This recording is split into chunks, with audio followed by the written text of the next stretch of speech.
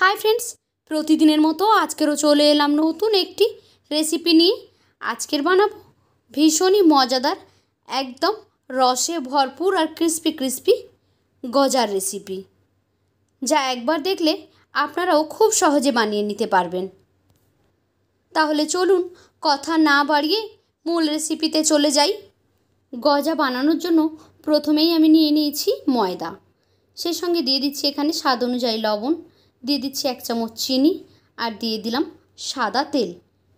शुकनो उपकरणगुलोके खूब भालोभाबे हाथ दिए एभाबे माखिए निচ্ছি। এখন এর মধ্যে জল দিয়ে সফট একটা ডো তৈরি করে নেব।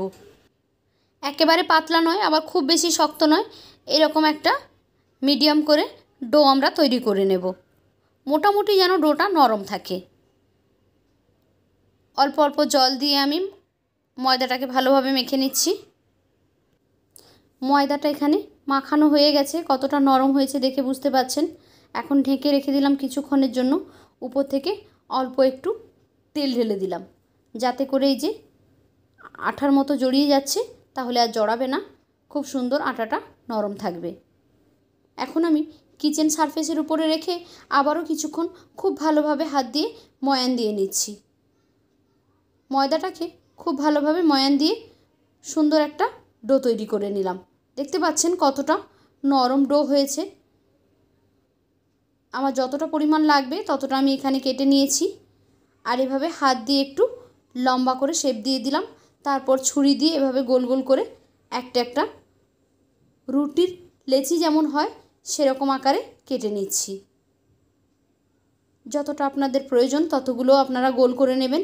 দেখবেন গোলগুলো যেন সব একটু সমান মাপের হয়, তাহলে ময়দাটা বেলতে খুব সুবিধা হবে আর সমানভাবে রুটিগুলো তৈরি হবে। এখানে এখন উপর থেকে আমি একটু তেল দিয়ে এর উপরে লাগিয়ে দিলাম। এখন এটা একটা সাইডে রেখে দিয়ে এখানে একটা ব্যাটার তৈরি করে নিচ্ছি। নিলাম 1 চামচ ময়দা, নিয়েছি 2 চামচ কর্নফ্লাওয়ার, তার সঙ্গে সাদা তেল দিয়ে একটা ব্যাটার তৈরি করে নিচ্ছি। চামচ দিয়ে এইভাবে পুরোটাকে মিলিয়ে নিচ্ছি।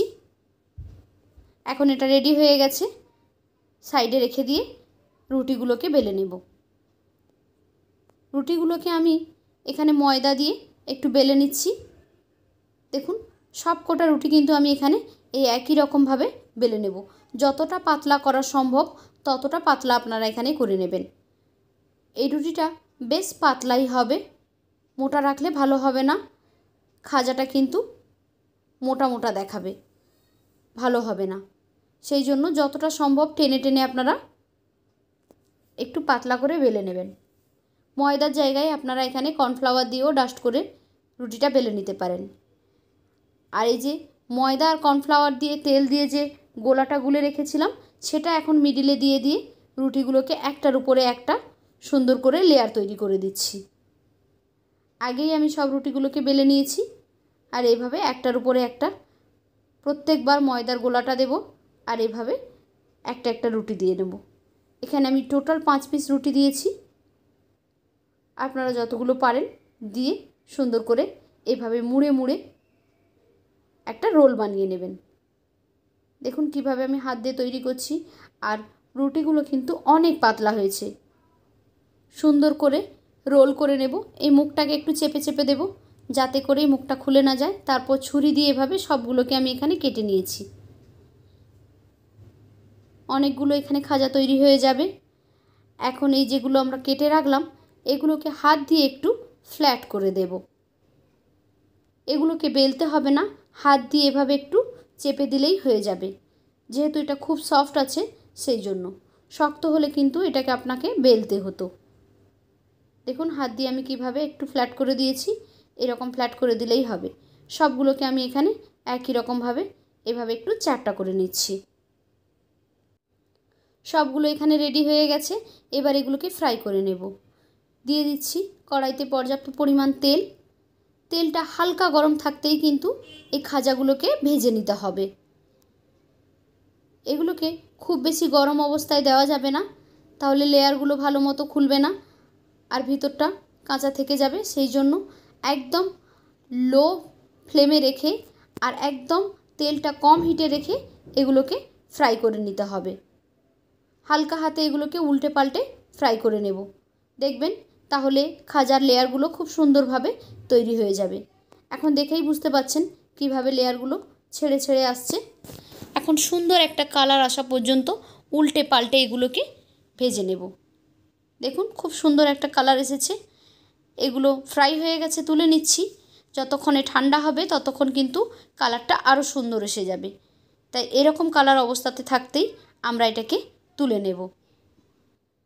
এখন আগের থেকে তৈরি করে রাখা একটা গুড়ের শিরার উপরে আমি এগুলোকে ডিপ করে নিচ্ছি। আপনারা চাইলে চিনি শিরা তৈরি করে নিয়ে তার মধ্যে এগুলোকে ডুবিয়ে নিতে পারেন। আমি এখানে গুড়ের শিরাতে ডুবিয়ে নিচ্ছি। শিরা করার ভিডিওটা দেখালাম না, তাহলে কিন্তু অনেকটা বড় হয়ে যাবে ভিডিও, সেই জন্য। তো রেডি হয়ে গেল আমাদের মুচমুচে রসালো গজা। তো কেমন লাগলো আপনাদের কাছে আজকের এই রেসিপি? যদি ভালো লেগে থাকে তাহলে লাইক, কমেন্ট অ্যান্ড শেয়ার করবেন। আর এই রকমই নিত্য নতুন রেসিপি পেতে আমার চ্যানেলটিকে সাবস্ক্রাইব করে বেল আইকনে ক্লিক করে নোটিফিকেশান অন করে দেবেন। তাহলে যখনই আমি কোনো নতুন ভিডিও আপলোড করব সেই ভিডিওর নোটিফিকেশান সবার আগে পৌঁছে যাবে আপনাদের ফোনে। তো আজকের মতো এই পর্যন্ত। ফিরে আসবো আগামীকাল নতুন একটি ভিডিও নিয়ে। ততক্ষণ সবাই ভালো থাকুন। টাটা।